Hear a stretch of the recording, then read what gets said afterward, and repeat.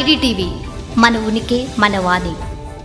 జగన్ ప్రత్యేకత ఏంటో, జగన్ని ఫేస్ చేసేందుకు ప్రత్యర్థులు ఎందుకు ఇబ్బంది పడుతుంటారో, జగన్ 11 సీట్లకు పడిపోయినప్పుడు కూడా ప్రత్యర్థుల కంటి మీద కులుకు కూడా ఎందుకు ఉండటం లేదో ఈ వీడియోలో మీకు సమాధానం దొరుకుతుంది. లీడర్ నమ్మే ఫిలాసఫీ ఎలా ఉంది, ఫాలో అయ్యే ఫిలాసఫీ ఎలా ఉంటుంది తెలిస్తే గనక ఆ నాయకత్వ బలమేంటో, అసలు ఆ నాయకుడి బలగమేంటో మనకు అర్థమవుతుంది.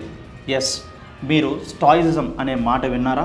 ఫిలాసఫీలో వస్తుంది. అంటే accept the life as it is and embrace the pain అని చెప్తూ ఉంటుంది. అంటే మీకు బాధ కలిగినప్పుడు, మీకు ఓటమి వచ్చినప్పుడు, సవాళ్ళు ఎదురైనప్పుడు కుంగిపోవద్దు, బాధపడద్దు, ఏడవద్దు, కౌగలించుకో, పెయిన్ని పట్టుకొని నిలబడు. Yes, pain is the gatekeeper of the destiny అని చెప్పే ఫిలాసఫీనే ఈ స్టాయిసిజం. ఈ స్టాయిసిజం ఫిలాసఫీ నమ్మేవాడికి గుండె ధైర్యం ఎక్కువగానే ఉంటుంది అండ్ మనోధైర్యం కూడా ఎక్కువే.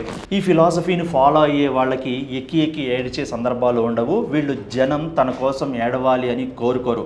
నేను మీకోసమే ఉన్నా, మీ కన్నీళ్లు తుడవటానికి మాత్రమే ఉన్నా అని చెప్తూ ఉంటారు.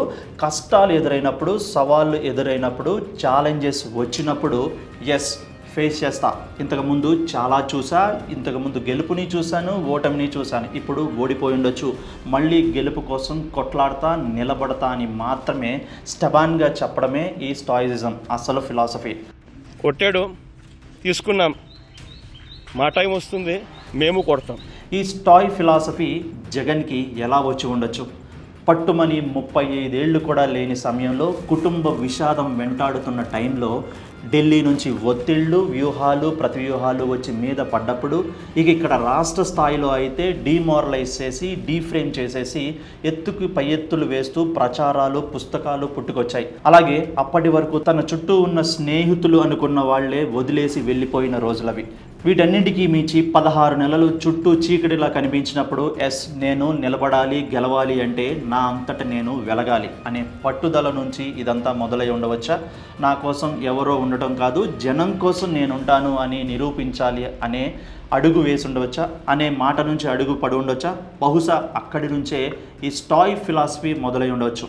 అందుకోసమే జగన్ ఎప్పుడు రాజకీయ గ్రూపులు కట్టడం కానీ, ఎదుటి వారిని మెప్పించడం కానీ, మెప్పించడం ద్వారా వచ్చే ఫలితం పొందడం కానీ, మీకు కావాల్సింది నేను ఇస్తాను, నాకు కావాల్సింది పలానాది ఇవ్వండి అని పొత్తులు, ప్రాధేయపడటాలు వంటివి జగన్ రాజకీయాల్లో మనకు కనిపించవు.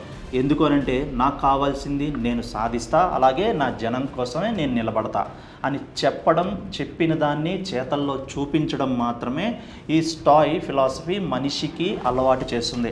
అందుకోసమే ఈ స్టాయ్ ఫిలాసఫీ అనేది ఒక అటామిక్ ఎనర్జీకి ఉన్నంత potential explosive thing in a human mind అని చెప్తారు. అంటే ఈ స్టాయిజం అనేది ఎంబ్రేస్ ద పెయిన్ అని చెప్తూ ఉంటుంది. అంటే కష్టాలు వచ్చినప్పుడు నిలబడు, కొట్లాడు అని మాత్రమే చెప్తుంది. అంతేకాని నీకు కష్టాలు రాకుండా చేస్తాను, చూసుకుంటాను, నీకు పూలబాట వేస్తాను, రెడ్ కార్పెట్ పరుస్తాను, సూపర్ 6 సక్సెస్ఫుల్స్ లైఫ్ని ఇస్తానని మాత్రం చెప్పదు. ఎందుకంటే నీకు ఇబ్బందులు వచ్చినప్పుడు తట్టుకొని నిలబడినప్పుడే you will become more stronger and much relevant.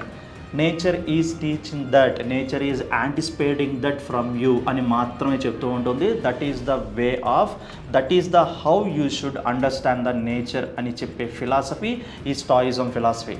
ఇలాంటి ఫిలాసఫీని రాజకీయాల్లో ఫాలో అయ్యే వాళ్ళు చాలా తక్కువ అండ్ చాలా అరుదుగా కనిపిస్తూ ఉంటారు.